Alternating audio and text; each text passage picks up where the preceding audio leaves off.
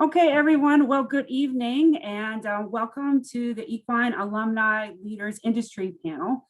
And this is the first time we're doing this by Zoom, so this is really cool because we've got some really great alumni that are going to give us a really great presentation tonight. And so I'd like to introduce myself. My name is Dr. Jackie Bowser. I'm the Department Chair of Equine Studies at Johnson & Wales University. Some of you will know me and some of you will not. I started in 2017 here. So just as a reminder, this meeting is being recorded, and also with the exception of the presenters, all participants have been muted.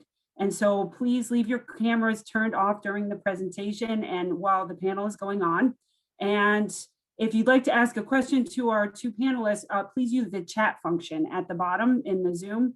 And the second half of the panel is going to be actually your questions. So whenever you have a question, just put it in the chat and then we'll get to your questions in order that they're put in. So the other thing is that in order to make the presentation the nicest for you, try and set your view to speaker view, which is in the top right corner of your screen. And this will be the best way to see your presenters. Now that you guys are ready to go, I would like to introduce our two esteemed panelists. And so the first is Hector Loyola. Hector, would you like to turn on your camera and turn on your microphone? Thank you. And I mean, a little intro. Hector is a 1993 JWU alumni with a Bachelor's of Science in Equine Business Management Riding. He's a FEI Level 3 International Show Jumping Course Designer since 2000. And prior to that, he had a further 6 years of experience as a national course designer. And he has course designed pretty much all around the world: Europe, North America, South America, Canada, the Caribbean. And currently he's working primarily out of Wellington, Florida, and he works for Equestrian Sport Productions, which is the Palm Beach International Equestrian Center, including WEF, which is the Winter Equestrian Festival that's going on right now. And for the last 8 years, he's been doing that. He also is the founder of the Hydroponic Farms LLC in Wellington, Florida, which actually grows and sells grass to show horses in the area and also mails it all over the world. Hector, do you want to say hi? Hello, everybody. Welcome. Thank you for inviting me to Johnson & Wales staff.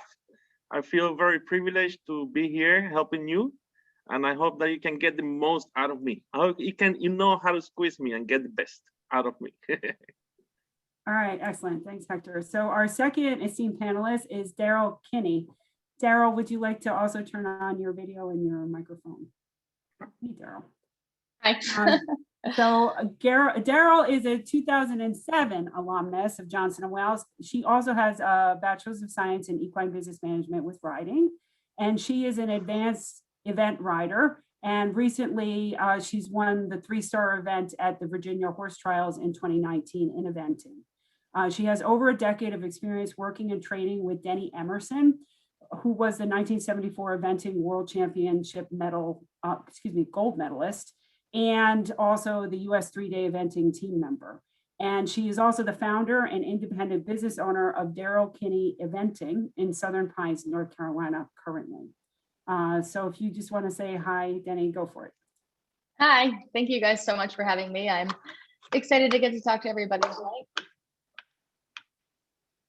So this is going to be a pretty short 30 minutes, but I just thought that would be perfect. And for those of you who are current students here, the reason why is because at the end of this, we actually have the Equine Career Fair. And so I'd like to encourage our students at 7:30 to go on to the Equine Career Fair and look for careers or internships in really great places. For those of you who are actually accepted students, this is something cool that you're going to do every year, and you're welcome to stay as long as you'd like and listen to our two great alumni talk. And those of you who are alums, isn't it nice to see a face that you maybe remember, or some cool things that our Johnson & Wales alumni are doing in the industry, making their names in the industry. So without further ado, I'm going to start asking questions. And so I figured I'd probably ask my first question to Hector and then have Daryl follow up, and then we'll just go from there. You guys ready? Yeah. Yes. All right, excellent. So Hector, how did you set yourself apart from others who wanted the same job when you first got into the industry?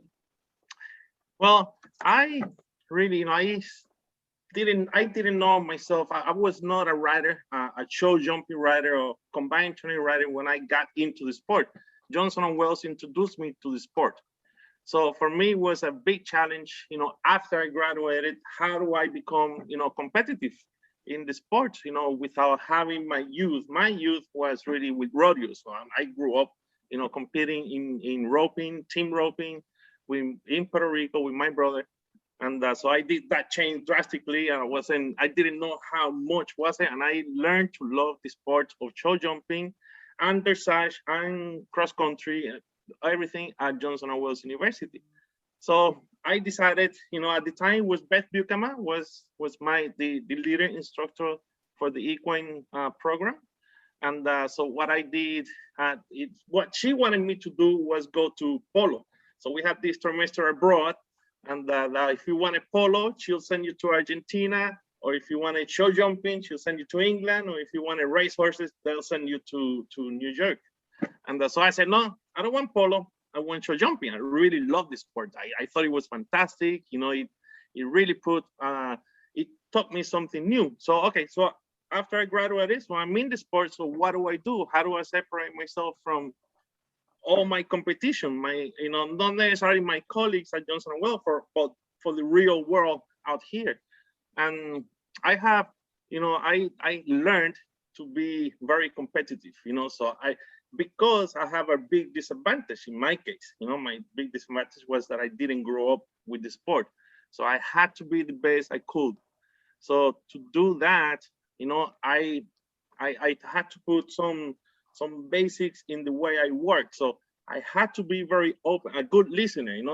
I could not be the one that I know everything, because I'm the one that doesn't know anything.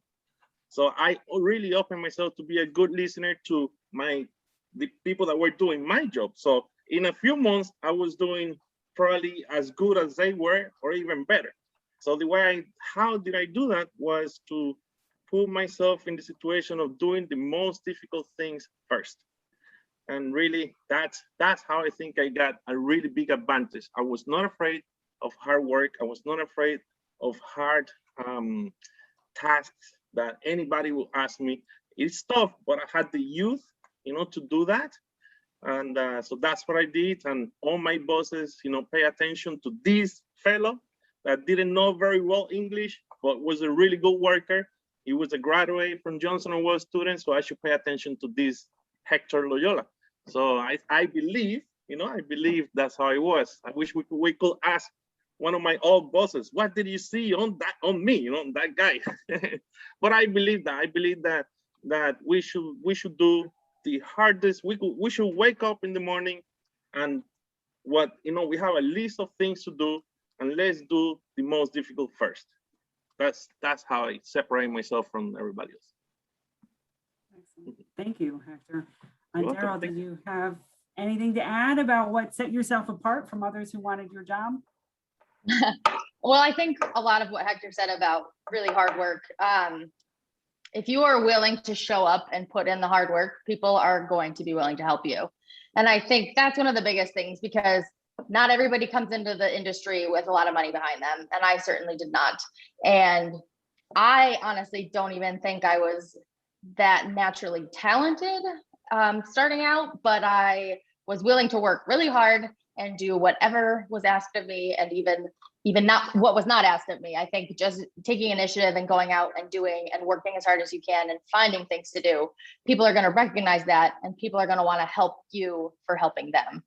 And I think, my jobs, it's funny, I actually never had a job interview. I went from one job to another just from word of mouth, basically, like, oh, Daryl's ready to do something else. Hey, I know this person. Hey, come work for me. So I think, not burning bridges, working as hard as you can, the next steps will show themselves to you, and you just keep your head up and keep working hard and try not to complain too much. And, things will just kind of work out for you. Yes. Thanks. Okay, so second question, Hector, what is the best career advice that you actually have ever received? Oh, I kind of said, one of them is the one that I just mentioned. Look at the list of things that you have to do, and do the most difficult first. I believe you have to set yourself goals, short-term, long-term goals. This is not something that I learned when I was, 20, 21 years old when I graduated. I knew about it, just like I'm mentioning to, I'm sure, a lot of, fellow Johnson & Wales students and newcomers. But it is the truth. You have to set yourself goals, because that is, in your mind, it really sets your mind to do that. And you have to believe, in yourself, and believe that, setting those goals and achieving them, you're gonna get such a positive energy every time you achieve that short-term goal, and that sets you up to, achieve the long-term goal. Absolutely. Daryl, did you have anything to add to best career advice you've ever received? Yes, it's actually something Danny told me. He told me there is no guarantee that you will make it in this industry, but there's a guarantee you won't if you don't try. And so that really rang true with me, because I went through a long period of, if I work this hard and I do all of this work, what if it doesn't work out? And there's no guarantee that it will. There's just not. But if you don't try, you will never meet your goals, and you will never get to where you want to go. So you have to love the day-to-day, and you have to enjoy the process, and you have to just put your heart out there, and you have to just try, because if you don't try, it's never going to happen. Can I say one more thing? Sure. I'm jumping in. I wrote, I'm not looking at my notes. I should be looking at my notes. But one thing that I wrote here, for that question, like, if you don't know, what to do, because I found myself in that position, before I went to Johnson & Wales, when I was, 17, 18 year old, I said, what am I going to do? What am I going to study? I really did not know. I knew I was a cowboy, but I didn't know what I wanted to do, what was going to become of me. So, of course, I have, my family really helped me. I had an uncle that told me, hey, if you don't know what to do exactly what you want first. And that's what I did. All right. So the next question is, and actually, let's start with Daryl now. So, wait. Yeah, sorry, Daryl. How did your earlier career choices lead you to where you are now? So it's funny, because that actually started before I even went to Johnson & Wales. I worked for a local horse trainer, and she was a JWU alum, and she convinced me to move out to the East Coast and go to Johnson & Wales. And then I rode with Tom Davis, who's right down the street from Johnson & Wales, and I worked for him while I was in college, and that led me to work for Denny. And so it's sort of funny, in my career, like, just working in a local barn is a direct relation to how I got where I am right now. So even the very beginning job you get could potentially be the stepping stone to the job you want in the future, even if it doesn't seem like it's all that much related, or even if you're not sure where you want to go. Things just kind of kept rolling into place, but it really started when I was 14. Really, like, the job I had then is really what got me to move out, got me to get to go to Johnson & Wales, and then everything kind of progressed from there. Hector, anything to add about your early career choices and how they led to where you are now? Yes, absolutely. When I was, making the decision on, what to do, which I did, choose to go to Johnson & Wales. Then I graduated, and in between the summer, well, I did take the summer, but still, we had a few weeks of vacation. I go to my home country, Puerto Rico, and I didn't even know the sport existed in Puerto Rico. That's how ignorant I was. But I looked for the Federation of Puerto Rico, and I said, I am studying Johnson & Wales. I want to help you guys. And I used to, Puerto Rico, it's very small, but for us, it's huge. So it's a rectangle. So the Federation was in one corner, I used to live in the other. So, I said, I want to help you in any form, any way. So of course, in the show jumping sport, okay, so you're going to be a jump crew. But that's how I met all the course designers. I actually met all the big course designers that are here right now, the people that I learned from, I met them in Puerto Rico before I actually did any course designing work or jump crew work here in the United States. So in that scenario, Billy Glass, which was the management for the owner of Capital Challenge and manager, Vermont Summer Circuit, he was the manager there, and many other shows. Those just to mention a few. Billy Glass, I don't know if you know him in the sports show jumping, hopefully you do. So he went to Puerto Rico to design a course. He saw how it worked, and he did say, okay, so I'm gonna hire you to do, to actually design, in Vermont and be jump crew. So that was my first real, job as a course designer here in the United States, and that was back in 1996. So that, I think that was one big career move for me. Again, with hard work, being there at the right time, but being there at the right time meaning that you're working so hard for yourself and believing in that great love for the sport and love for what you do. And that's how, just everything just, came little by little and step by step, things started happening for me. And I think Billy Glass, Billy Glass for me is a very important person. I believe I know Beth Buchanan is much bigger person than what I believe of Billy Glass, on my career choices and my future, or what I am today. I'm still going, I'm not done. I'm far from done. But that's I think those were the biggest one, because Billy Glass introduced me. It's like, I'm glad I was very ignorant, in the sport, because when I saw everything that was out there, then I became even hungrier. And that's, so I was hard to beat. All right. I got another one, Daryl. You ready? Okay. All right. Now, what was the biggest risk you've ever taken in your career? Oh boy. You know what? In a lot of ways, it was when I left Denny's. I felt like, because, I had worked for him for over 10 years and it was very safe. I knew everything about it. I knew what was happening every day, and it was a set paycheck and it was all good. But it just got to a point when we kind of both mutually decided that it was probably time for me to go out on my own. And it was terrifying. I mean, not knowing, okay, am I going to be able to make enough money next month to pay all my bills?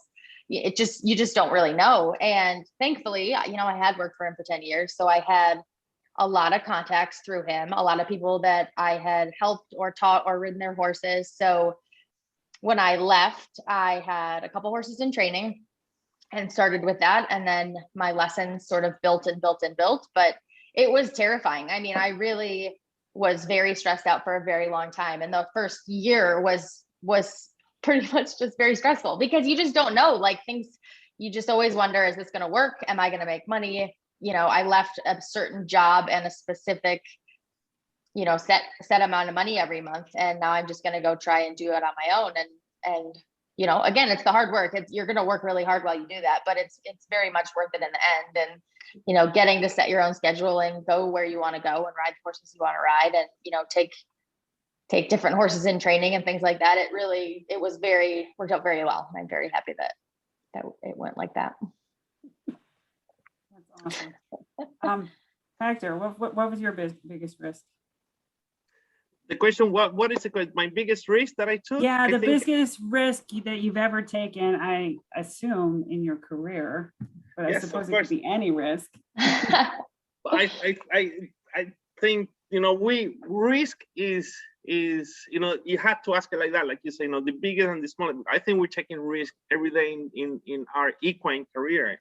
I believe in the whole, either if it is, cross country, cross country, dressage, show jumping. My biggest risk that I have taken, I believe, is now with my new business, hydroponic farms. It's been an idea with me for such a long time. Even though I have always worked kind of for myself, even though I depend on people that hire me for every single week of every single different show, because I'm a good course designer. So that's been really risky, what I do, what I design, because every time we design something, it is something new. It's a new song, and either you like it or you don't. So it's a new course. You either like it or you don't. So we're always playing with that. So I'm used to taking that risk every day, pretty much every single day. But the real risk for me is being hydroponic farms. Why? Because I'm not a rich person and don't become from money family. So I had done this from scratch, and so I was trying to convince people for over 2 years to invest in my business, and they didn't. Nobody did.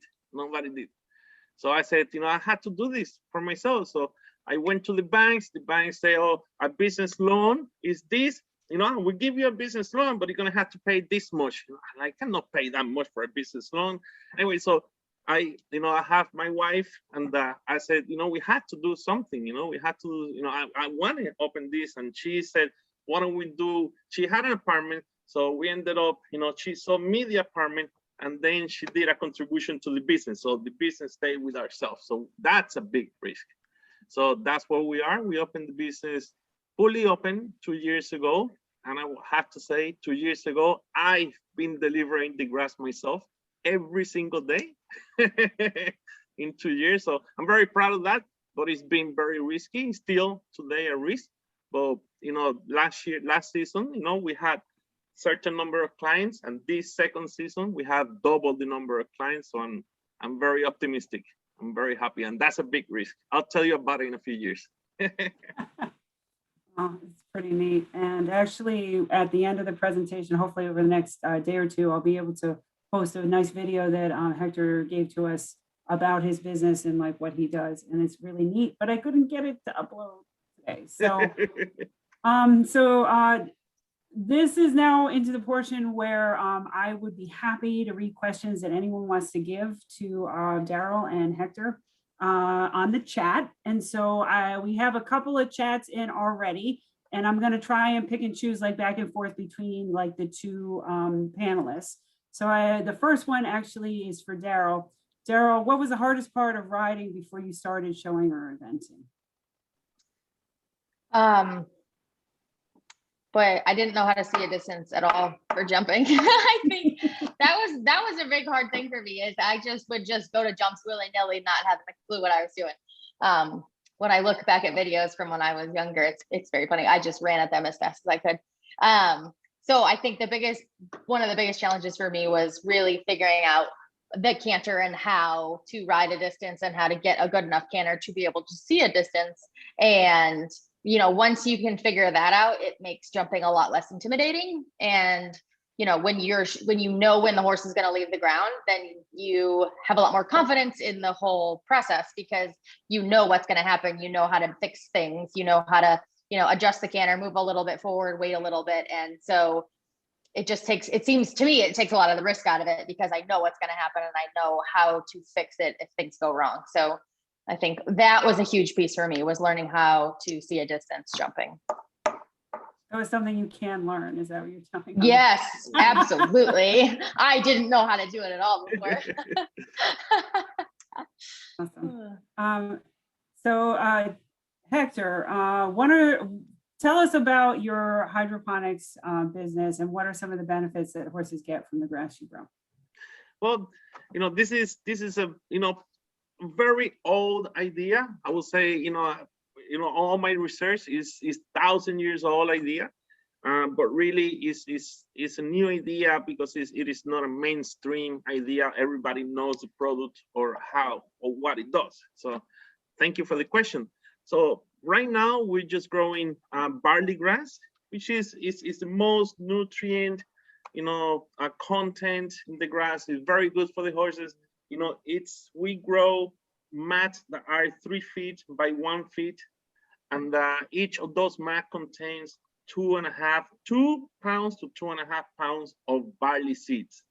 So and that's sprouted. It takes 7 days when I seed it, when I put it in my container or greenhouse. It takes 7 days from when I seed it to when I deliver it to you. So it's fairly simple in that way. How you grow it is a very difficult part.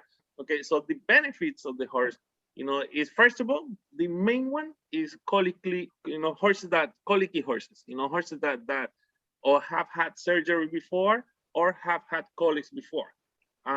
This, if you put a horse on a one grass a day, I'll promise you, you're gonna bring that percentage of your colic horses probably to 99%. It's that good, against colics. Second of all, is natural. It's completely natural. It's grown hydroponically. It has no soil to it. So I mean, soil it can be really good for grass, obviously, but soil can, depending what soil, can be really bad. Like here in Florida, our soil is very sandy. So horses just keep eating the soil, eating sand, and we have a lot of impact in the intestine just from sand. So my product doesn't replace either grain or hay, but it really does helps on bringing down the grain, because it is 2.5 pounds of sprouted grain or barley or wheat, whatever you want. So the barley that I'm selling right now, it's really good for the coat. You'll be amazed. You can't stop. You will stop using any shiny product for the coat, because the coat will go really oily just from eating the mats. It has to eat 1 full mat a day. So that's 2.5 pounds of barley. So if you're feeding 10 pounds a day, so you can bring it down to 8. So or even 7. So if you feed your horse 2.5 pounds of barley seeds, not sprouted, your horse will consume 40% of that, of the nutrients in that 2.5 pounds. But those same 2.5 pounds, you sprouted them, you grow them, and in 7 days, you feed that to the horse that he will absolutely love, because it is fresh, delicious, wet grass. And of those same 2.5 pounds, he will consume 80 to 90% of the same 2.5 pounds nutrients. So it's almost like you feed him 5 pounds of the barley seeds, dry. Then if you sprouted them, you had to feed only 2.5 pounds. So, and there's a lot of benefits. I mean, there is a endless benefits, for the hoof, for this, then it turns to like the doctor, like the magic medicine that cures everything. But the main thing is for colic, coat, the boredom of the horse in the stall. He doesn't eat the 2.5 pounds of the grain, like with the sweetness, like in 2 minutes. He needs some time to consume that. So that's really good for their system. I mean, this is an endless, benefits from this. I cannot find one bad benefit, but the only bad thing is that the calcium and phosphorus ratio is not balanced. That's why we don't want to say that we're replacing anything, because you do need the hay. Yep. Thanks, Hector. And actually, I think it's great because, I teach physiology, anatomy, and nutrition, diseases. And then another one of our faculty teaches nutrition. And it's like the first thing we start is like, if a horse can have grass, that's great, but show horses cannot. They cannot have grass because they're stuck in the stall. Yes. So I'm going to ask one more question, and then we're going to transition the students to the career fair. But Daryl, this isn't specific at you, but I was just asking, one of the questions is, what do you think distinguishes those who make it in the equine industry versus those who do not? I think make it is very dependent on what you think making it is, because I agree. But yeah, like it just depends. I know a lot of people that are they never want to go above prelim, and they have a business and they teach and they think they've made it, and they have in what they want to do. I don't feel like I've made it because I haven't done everything that I want to do. So it's very dependent on what your goals are, really. But yes, it goes back to, like, I might never do what I want to do, but I still really enjoy what I do, and I love what I do, and I enjoy it every day. I love teaching. I love riding. I love competing. So in that way, I've made it because I'm happy. I'm happy doing what I'm doing, and I'm making a living doing that. So I think being realistic about your goals, being realistic about what you want to do. Because everybody doesn't want to go advanced. Everybody doesn't want to jump 4 feet, and that's fine. You don't have to want to do that to make it in the equine industry. And I think that's important, because I think a lot of people think they've failed if they're not going to the Olympics, or they're not going advanced, or they're not, you know, sponsored by 27 different companies. So making it is a very broad term, but you know, that going back to that, working hard, doing everything you can, being trustworthy and honest. I think that's important too, because if you get a bad reputation in this industry, you are definitely not going to make it at any level. So yeah, I mean, really, because I think people burn bridges and they don't think it's going to come back to bite them, but it does. So, you know, just being friendly, being honest, and being true to what you really truly believe, and you will make it at whatever capacity that it means to you. Great If that makes sense. I do have a couple more questions coming in, but I wanted to take a pause right now because it's around 7:30. And so I would happily keep asking you guys questions, because I think we have a captive audience. But for our current students, what I wanted to let them know is that the Equine Career Fair is open right now. And very nicely, our ex-ed contact, Sandra, has actually put into the chat the direct link to the virtual Equine Career Fair. And so you're welcome to go over there and take a look at our, I think we have 19 or 20 vendors that are offering potential jobs or potential summer internships. And then knowing that after the career fair, there's also Handshake, and Handshake is through ex-ed, and on Handshake right now, there's over 120 options for potential employers or equine internships for the summer or for another semester. And so you should definitely go and take a look at that too. Okay, and so I'm going to keep going with the questions. You guys ready?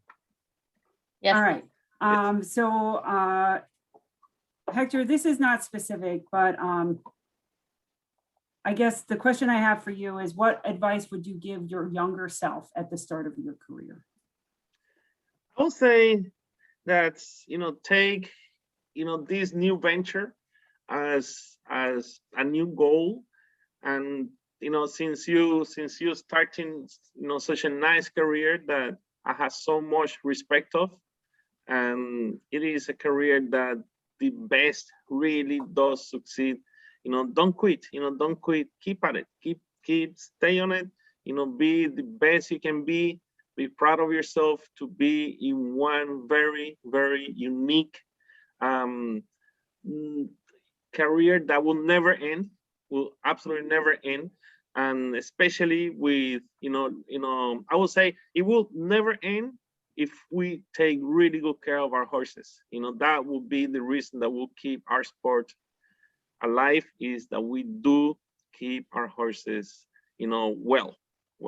So, I love the people that love the sport. I love people that love the sport, the horses, and any part of the sport, that we work on. So I would suggest I will say thank you to become one of us, and please, do the best you can. And anytime anybody feels that I could answer questions even after this, session that we're doing, I'm more than willing to help.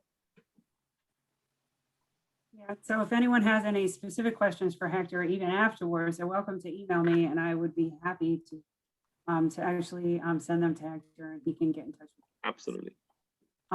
So Daryl, I have a question for you from one of our current students. Could you talk a little more about the transition away from Denny Emerson's place, and what made you decide that it was the right choice at the time? So we had, it was 10 years, and I don't even remember exactly why it was the right time, but he and I had he had talked a lot. Every couple of years, he'd be like, well, eventually you need to go out on your own. Eventually you need to do this. Eventually you need to do that. And honestly, when I started working there, and I'm sure I thought it would be a year or two, and I think that's what he thought. And it just kind of kept going. And it was great.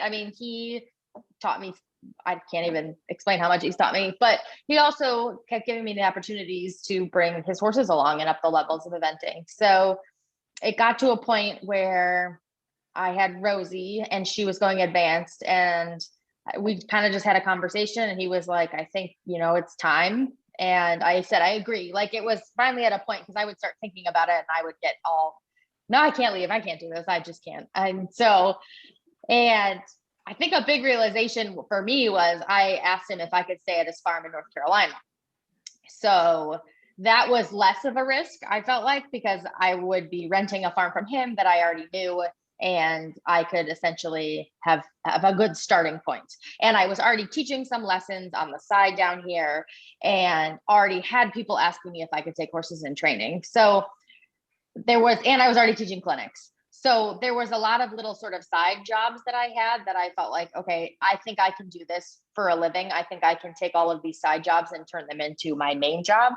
And so he and I had just kind of talked about it, and it was a long time before. Like, he and I both, I wanted to give him a really long notice, and it also gave me a long time to get my ducks in a row. So I think we had talked about it in the winter, and I didn't leave until the spring. So I think I had 5 or 6 months of starting to build up clients and letting people know I was staying, and organizing horses in training and things like that. So again, about not burning your bridges, having clear lines of communication with your employers is very important, and having realistic expectations of them and them of you. And so he was amazing and really helped me through that process. And it was funny. He would take me on these trail rides and be like, this is what you need to do. And you need to make sure, every month you do this and every month you do that. So he was really a big mentor also, because he wanted to make sure that I succeeded. And so it was less scary than I think it would have been if I just cut ties and left, because I still could call him up if I had questions and things like that. So, finding yourself a good mentor that you can go to with questions is really important, and someone that has your back. And because you don't know everything, and you're never going to know everything, and it's such a big industry, and there's so many things that can go wrong, but there's so many things that you can do to make money, that you just have to be willing to try, and again, work as hard as you can. I mean, you're going to work 12, 13, 14, 15-hour days, and that's just the horse world. And so you just have to, that just happens. Like, I work 13 hours every single day, and I'm happy to do that because I'm doing what I want to do. So yeah, just getting a good basis with someone. I think that's important, is not jumping ship too early. I think people think, oh, I've been here 2 years, I'm done, I need to do my own thing. And you haven't learned enough in that period of time. You just haven't. So sticking it out with someone and really learning a training system, if that's what you want to do. I think that's what really helped me, is I felt like I could take a horse from off the track to advanced, and I knew how to do it, and I knew the steps because I stuck with him for so long, that I felt like I could leave and go train horses because I knew a really good system. I hope that's what you wanted. I hope that, I think that was a very good answer. And honestly, both you and Hector, in your last answers, you have discussed the fact that a really important mentor is something that's like worth its weight in gold. Absolutely. And that finding a mentor in the industry and sticking with them is really great. Yes. And you don't always catch them in the first job you have, right? No, and it's not always perfect all the time. I think that's a big thing too, is like, it's not like it was rainbows and sunshine for 10 years. There was really hard times where I was really mad at him and he was really mad at me. But you don't just quit when that happens. You just keep trying and you work harder, and then you figure it out. But I think that's important too, is not just saying, well, this isn't working, and just leave. Yes.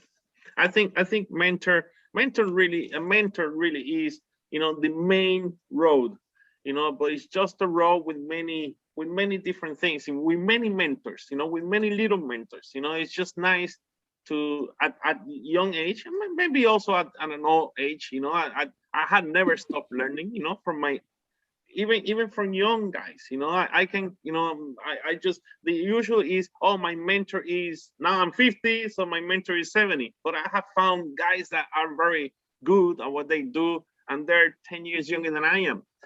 Things that I just haven't done or haven't, this, and then these guys are doing it. It's good. So, but the main, just having that one lead that will take you to all the others, ways of doing things. It is, we learn from everybody, is what I'm going to say. Mhm. All right. So at this point, the chat is very quiet.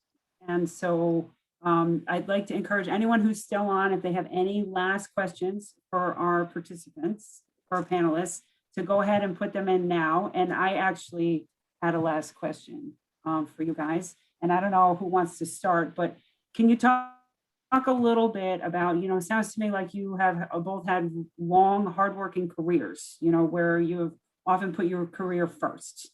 And so you do want to talk a little bit about work-life balance and what that means to you, and who wants to start?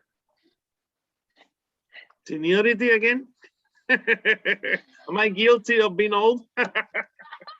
So life and career, is that what is that your question? Life and career? Yeah, so work-life balance, like what does that mean to Work-life you? balance. Have you, like how were you able to achieve it, or have you not achieved it? Well, what is, I was like, what is that? What is work-life balance? Because right now, this is, I'll give you an example. Right now, this is week 12 of the Winter Equestrian Festival. This is the last week 12. And I have, and I feel so proud. I think proudness is proud of myself. Proudness is that life, is what we want for life, to feel good about ourselves. And the work is being that I've been waking up every day at 3:30 in the morning to do all my deliveries before I start my work at 6:30 in the morning for the horseshoe. It's that challenge, that challenge, So this is my last week of WEF, not that we stop showing. We keep showing for spring 1, 2, 3, and then I go to try and then do this, do that. But just to do that winter, that is my life for now. I'm young, I feel young, I'm old, but I feel young, I'm strong, I can do it, that is the mentality, I'm not stopping, nothing really is stopping me to achieve the goal of bringing hydroponic, farms ahead. How far ahead, I have huge dreams, but I just want to bring it really ahead. This is only the second year. It's such a young company, and that is my big goal now. Of course, that's a goal for me for like when I retire, because I cannot keep traveling. I'm working here at the ESP for like 35 weeks of the year, which is fantastic. That's what gave me the opportunity to do hydroponic farms. But before that, I was on the plane. I was traveling 42 to 45 weeks of the year. That is nonstop. Really, that is nonstop. Plane by plane by plane by plane. No personal life. No, yes, I have family. I have 2 beautiful daughters, and I have my daughters are 12 and 9, and my son is 20. My older son is 24. So 23 to 24. He's going to be 24 very soon. So, just that, that's my life, my family, my daughters, my son, but I have to work, and I have to think of my future when I'm 70 years old. I don't want to, do this kind of lifestyle. I want to stop this when I'm 65. I want to keep working, but I want to stop this. I think I have a good 15 years of strong work. And then I want to be that old guy that walks around with the big, legs, and but that's it. And then little by little, just retire, but that is my balance. I just want my family to be good, to don't have maybe, when I, my youth, not that I have a bad youth, but just to be better than I was. And that is my life. That is my family part, just to give. So the work is what I need to do, and my family is what I can give. So, and that makes me happy. Excellent. Daryl, do you have anything to add about work-life balance? I do not have a work-life balance. Yeah, I really don't. I'm really very bad at that. And that's something I should probably work on. I take one day off every like 3 months. So I'm not the person to ask about that, but I like what I do. And so, you know, and it gets dark eventually. So I go in the house when it gets dark. And, but I found someone, I'm in a relationship, but he's very understanding of it. And he is fine with me working as much as I want to work, because he knows that it's my career and it's my passion, and that's what I want to do. And so finding someone that fits in your life well enough that accepts what you want to do, I think that's really important. Yes. That's great. Daryl, I did have another question come in. Can you tell us a bit about any equipment or technology that you use to help enhance your horse's performance and fitness level? So the last couple months, I've started using an Equestre. A local vet clinic around here has one, and I have to say that has made a big difference in my horses. I can't go as much as I would like. They would like me to go more than once a week, but I try to go once a week. But when they're competing, I kind of go every other week. But just the work in the water without the pounding on their legs, and working through the water gets them a lot more of a cardio workout. And so they're just walking on it. They don't trot on it or anything, but it's gotten them a lot straighter, which I found fascinating. I had one horse that was a bit crooked, and the vets told me that that horse would get the biggest difference from the Equestre, and he really truly has. He's tracking much straighter. You know, they explained to me that it helps all the little muscles, muscles, tendons, and ligaments. It helps strengthen those, like especially throughout the horse's back, that they wouldn't normally get with just regular work. And so I found the horses seem a lot stronger. They seem quite a bit fitter, because I don't love to gallop them as much, because the speed work is just way more risk for them. So I do a lot of hacking, a lot of trotting, and the Equestre now. So just I don't do any, for those of Yep. us who are not 100% sure what an Equestre is, it's an underwater treadmill, right? It is an underwater treadmill. Yes. Sorry. Yep.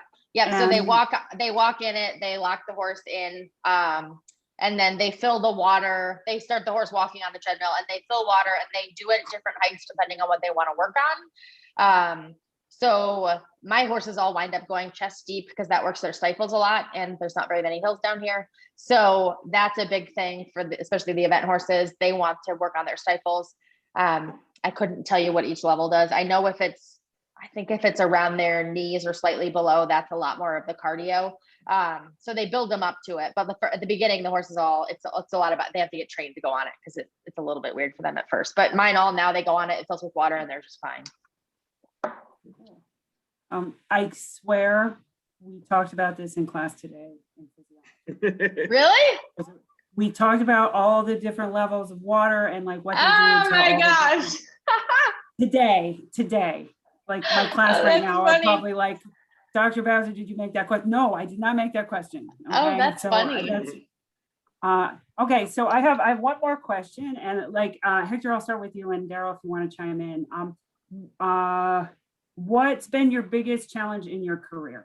And it's kind of a little bit like a question we asked before, but if you have anything that you can think of. I think the biggest challenge in my career is being, that, like your question before, that life, work balance. I think that's been the biggest challenge, just how can I give, I'm just like, like all equestrian colleagues, we work so much, so hard. That's, where do we find that? Do we want to keep going? Do we love it? That's, those things on the course, that's on general.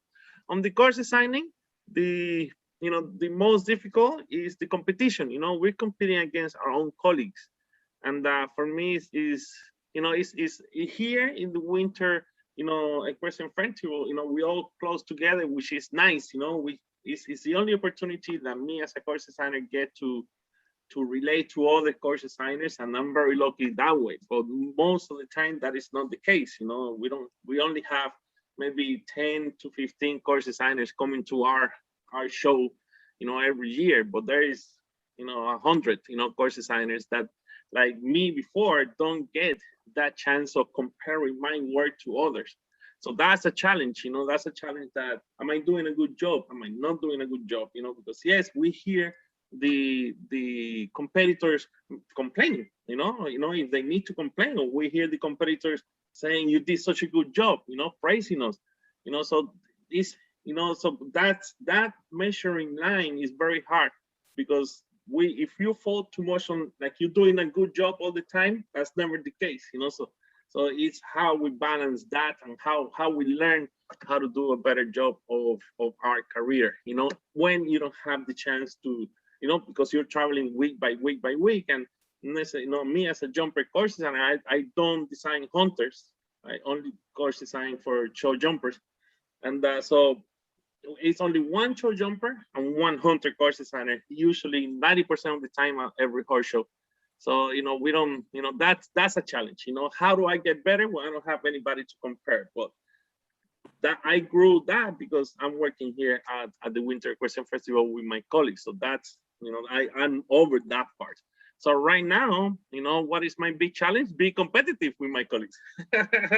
be the best I can be, and being friendly and have a relationship, with, have a friendly, environment. I think that's so important. And we do have such a really, really, really cliche of environment in our work environment, which is, I would say is the best. It's the best because, first of all, because I'm the oldest, one of the oldest, and that work full time there. And then I have all these young kids and they come to me to ask questions. So I feel a little important. But I learned so much from them because we're all doing so many different things, so many different rings. We have 16, 17 rings going on every single day. So we have the opportunity to go there, look at what they're doing, what they're not doing, what are people saying about their course, not saying. So it is very active, very, very active for us.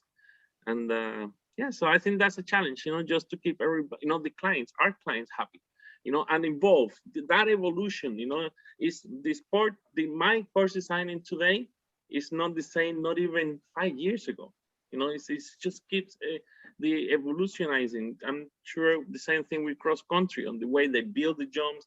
Safety, safety is such a big, it is the biggest question. We want to keep these horses safe, as I said before. So to prolong the sport, so that's all challenge. That's all a challenge. Yes. Thank you. So Hector, I don't know if you know this, but right before COVID-19 shut everything down in the spring of 2020, we actually took a group of 10 Johnson Wales students to the Wellington, Ocala area on spring break for like an academic trip.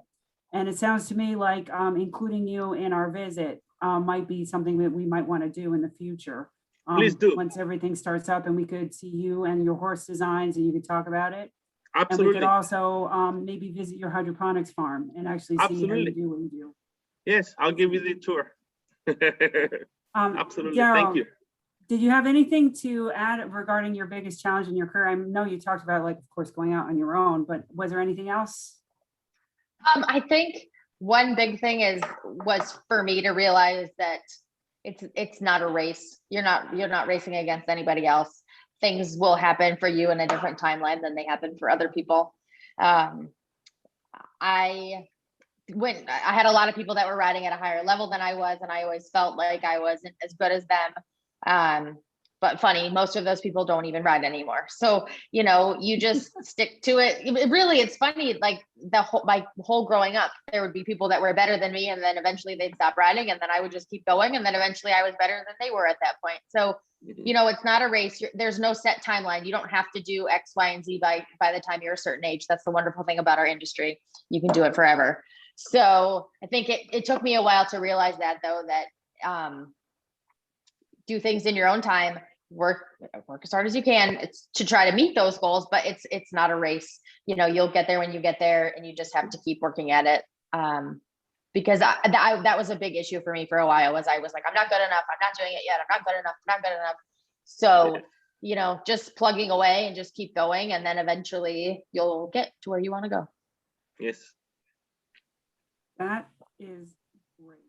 And honestly, that's probably a really great ending The presentation today. The chat questions have been pretty quiet. I was able to answer pretty much everything that came in one shape or another. And so it is almost 8 o'clock at this point. And so, and Daryl, we'd love to come and visit you too. So maybe I'll do Anytime. Me too. and we'll send, and you know, like we'll probably maybe see if we can't design something else, some other trip for you guys. So in North Carolina, it's not a bad place to be in the middle of the winter either, for that matter. It is not. It's very nice. So anyway, I'd like to thank everyone for participating in this career panel today, and a special warm thanks to Hector and Daryl for actually Thank you.